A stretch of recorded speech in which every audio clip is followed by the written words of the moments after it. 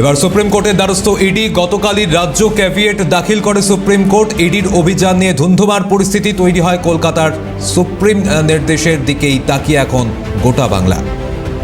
এবার সুপ্রিম কোর্টের দ্বারস্থ ইডি গতকালই রাজ্য ক্যাভিয়েট দাখিল করে সুপ্রিম কোর্টে। ইডির অভিযান নিয়ে ধুন্ধুমার পরিস্থিতি তৈরি হয় কলকাতায়। সুপ্রিম নির্দেশের দিকেই এখন তাকিয়ে রয়েছে গোটা বাংলা। তৃণমূল নেতা কুণাল ঘোষ কি বলছেন শোনাবো আপনাদের। একটা গল্প ফেঁদেই যেতে হয়, সেই জন্য তারা গল্প ফাঁদছে।